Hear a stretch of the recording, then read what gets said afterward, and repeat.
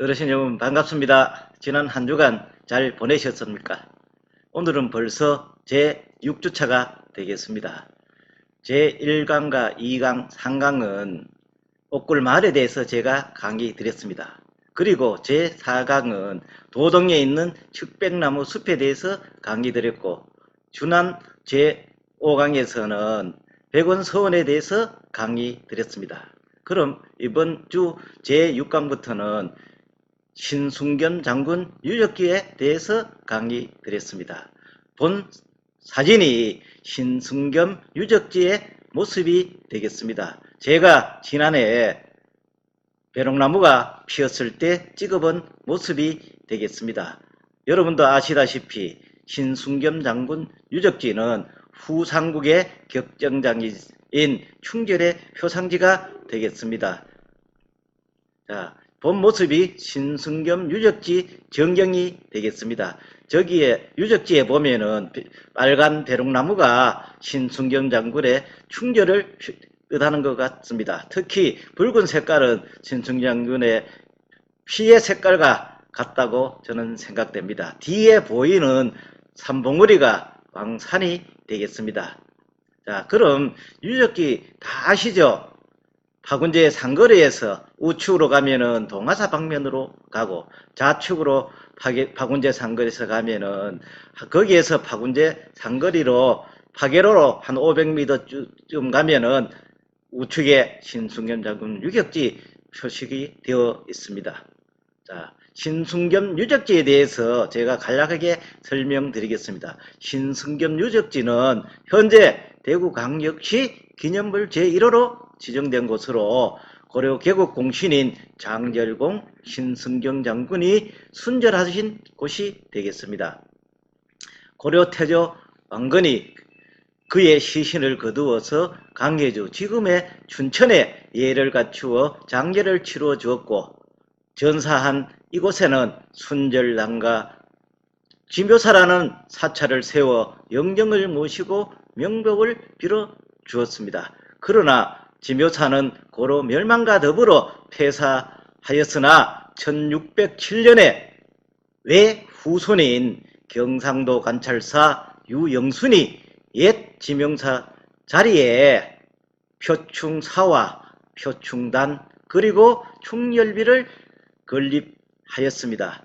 표충사는 나중에 사액서원으로 승격되었으나 대원군대 서원이 해철되었습니다. 그 뒤 제사를 지어 이것을 지켜오던 중에 지난 1993년 표충사를 복원하여 오늘에 이루고 있습니다. 대구의 표충사를 비롯하여 고향인 전남 곡성의 덕양서원과 자랑곳인 춘천의 도포서원, 산양지인 평산의 동양서원 등에 지금 배양되고 있습니다. 본 모습은 유적지 입구 전경 모습입니다. 자, 안에 여기에 보면은 기념물 제1호라고 되어 있습니다. 자, 그럼 종목별 한번 제1호를 살펴보도록 하겠습니다. 자, 어르신, 국보 1호는 다 아시죠? 저희들이 이제 남대문으로 알고 있는 서울 숭례문이 국보 제1호가 되겠습니다. 그럼 보물 1호도 아시지 않습니까? 그죠? 동대문으로 우리가 알고 있는 서울 흥린지문이 되겠습니다. 그리고 사적 제1호는 경주 포석정지가 되겠습니다. 포석정지에 대해서는 제가 대구와 아울러 경북도 같이 강의하고 있습니다. 혹시 나중에 경북편 강의하실 기회가 있으면은 포석정지에 대해서는 제가 나중에 따로 상세하게 강의 드리도록 하겠습니다. 그리고 이제 대구 것만 중심으로 보겠습니다. 천년기념물 1호는 이제는 모르시는 분 한 분도 없으시죠? 제가 지난주에 도동 측백나무 숲에 대해서 강의 드렸습니다. 이게 바로 천년기념물 제1호가 되겠습니다. 그리고 대구 광역시 유형문화재 제1호는 중구 경상감령공원에 있는 선화당이 되겠습니다. 선화당은 경상도 관찰사 진부실이 되겠습니다. 그리고 무형문화재 제1호는 수성구에 있는 고산농악이며 바로 오늘 강의하는 대구광역시 기념물 제1호가 신순겸 장군 유적이 되겠습니다. 그리고 마지막으로 대구광역시 문화재 자료 제1호는 대구 항교에 있는 대성전이 되겠습니다. 대성전은 공자를 비롯한 성년들의 위패를 모시는 곳이 되겠습니다. 나머지 곳에는 제가 대구 발해올기 강의할 때 상세하게 강의 드리도록 하겠습니다. 자, 신순겸 장군의 일생에 대해서 제가 소개해 드리도록 하겠습니다. 본가는 평안도 평산이 되겠습니다. 어릴 때 이름은 능산이었습니다. 그리고 돌아가신 이후에 시호로 장절로 되어 있습니다. 왜냐하면 장절이 절개를 지키다가 돌아가셨다고 해서 장절로 왕건께서 주었습니다. 그리고 왕건은 신순겸 장군에게 평산신시를 성을 하사했었습니다. 그 전에 신순겸 장군은 성이 없었습니다. 그냥 이름만 능산으로 불렀습니다. 그리고 이름도 능산에서 승겸이라는 이름을 하사하게 됩니다. 동국 여지 성남에 의하면 신순겸 장군은 전라도 곡성현에서 출생하였다고 되어 있으나 고려사에는 강해주 지금의 춘천에서 출생하였다고 되어 있는 것으로 보아 본래 전라도 곡성에서 출생하여 나중에 춘천으로 이거하여 자란 것으로 추정됩니다. 그러다가 9년 뒤인 918년 홍유, 배형겸, 복지겸과 함께 폭군인 궁녀를 몰아내고 왕건을 추대하여 고려를 건국하게 되어 고려 개국공신 1등 공신으로 수상받고 있습니다. 참고로 고려 개국공신 1등 공신은 홍유, 배형겸, 복지겸과 함께 4사람에 불과합니다. 그리고 9년 뒤 927년 가을 신라를 위기에서 구출하고자 태조 왕건과 함께 팔공산 동수전투에서 견해의 후백제군과 맞서 싸웠으나 후백제군에 포위되어 왕건의 목숨이 경각에 달하자 자신이 왕으로 변장하여 왕건을 대신하여 싸우다 장렬히 전사하여 후세의 충의와 절개의 표상이 되고 있습니다. 이 틈을 타서 태조 왕건이 장렬로 변장하여 적의 포위망을 뚫고 단신 탈출하여 됩니다. 자, 그럼 장군의 실력을 한번 보도록 하겠습니다. 919년 고려 태조 왕건과 어느 날 항해도 평산으로 사냥을 나갔다가 마침 기러기 3마리가 하늘 높이 날아가는 것을 보고 왕건이 누가 저 기러기 잡겠느냐고 하니 신순겸 장군이 제가 잡겠습니다. 몇 번째 기러기를 싸서 잡을까요? 이렇게 말하니 왕건이 3번째 기러기 왼쪽 날개에 있는데 정말로 그 위치에 명중하게 되어 그 후로 태조 왕건이 신순겸 장군에게 평산을 본관으로 삼게 하고 신시의 시조로 삼았으며 신순겸이라는 이름을 하사하게 됩니다. 그리고 기러기를 할로 쏘았던 보상으로 주변의 땅 300결을 하사하여 국리전이라 부르게 되었다고 합니다. 자, 그럼 공산전투에 대해서 설명드리도록 하겠습니다. 후백제 견훤이 영천을 거쳐서 신라를 공격하여 포석정에서 연애 중이던 신라 제55대 경예왕을 자결하게 한 뒤 후백제도 돌아가던 중에 신라의 구원 요청으로 왕건이 직접 군사 5천을 거느리고 직접 출전하게 됩니다. 먼저 영천 은혜사 입구에서 1차 전투를 했는데 거기서 대패하고 2차로 팔공산 파군제 상거리를 중심으로 접전을 벌이게 되었는데 신순겸 장군이 이렇게 이야기합니다. 전하, 이 자리를 피하십시오. 위기에 처한 상태이고 승산이 없습니다. 그러니까 태조 왕건이 내가 임금으로서 어찌 신하 장수들을 두고 혼자 살겠다고 도망가겠느냐. 죽어도 같이 죽고 살아도 같이 살겠다.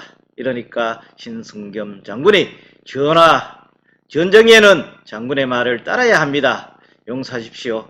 지금부터는 내 말을 들어야 합니다. 이렇게 하고 나서 신승겸 장군이 미리 좌측 발밑에 이세주 정도의 점을 그려놓았다고 합니다. 왜냐하면 원래 왕건도 점이 있었기 때문입니다. 그리고 현장에서 임금의 수레를 타고 왕건복장으로 진두지휘하였으나 신승겸 장군은 견훤군과 제대로 싸워보지도 못하고 대패하고 그 자리에서 전사하게 됩니다. 견훤의 부하들은 신승겸 장군의 시신을 보고 그의 좌측 발밑에 점이 있는 것을 확인하고 왕건으로 알고 그의 머리를 잘라서 창에 깨어서 후백제로 돌아갔다고 합니다. 그런데 견훤이 나중에 그 왕건의 모습을 보고 아니야 아니야 왕건의 아우가 아니야 하면서 크게 호통을 쳤다고 합니다. 그러나 이미 돌아간 뒤였습니다. 이것이 그 유명한 파군제의 공투전투가 되겠습니다. 자, 후사를 왕건이 나중에 시신을 찾았는데 머리가 없어서 금으로 머리를 만들어 하사하게 되었는데 춘천의 서면 방동리에 장례를 치르게 됩니다. 그리고 시호는 장절공으로 하였고 아우 능길과 아우 보에게는 원윤으로 등용하였다고 합니다. 원윤은 고려 초기 16간등 중에 10간등으로서 정오품 벼슬에 해당된다고 합니다.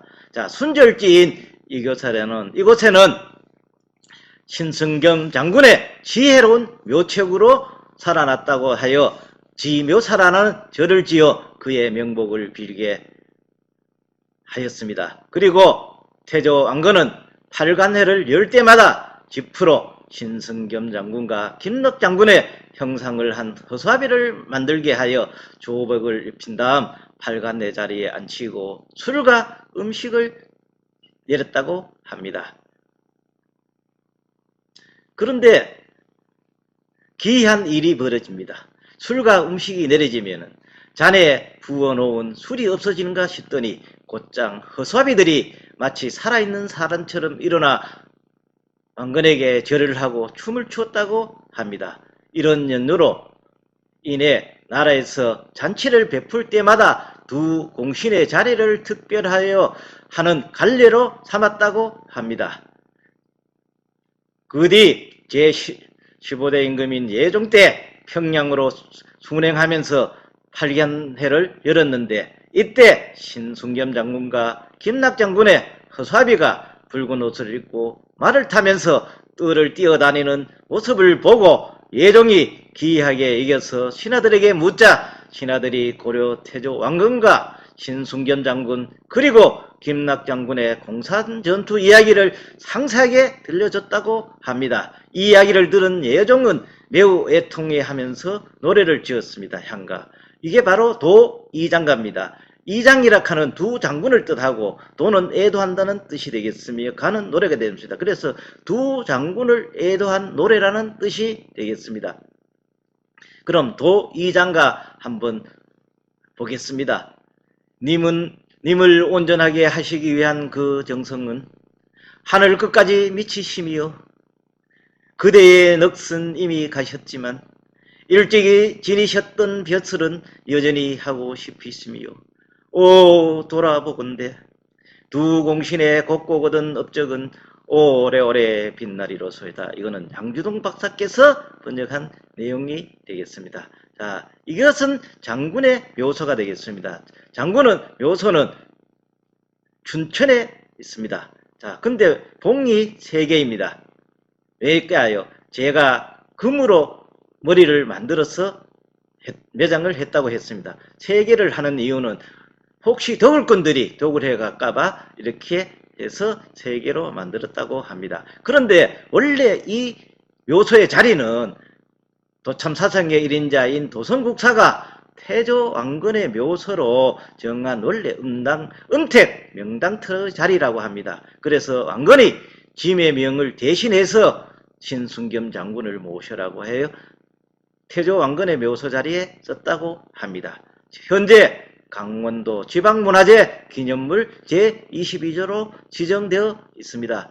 이상 오늘 제6강은 여기서 마치도록 하겠습니다. 제7강은 또 다음 주에 어르신 여러분께 찾아뵙도록 하겠습니다. 어르신 여러분 감사합니다. 행복하십시오.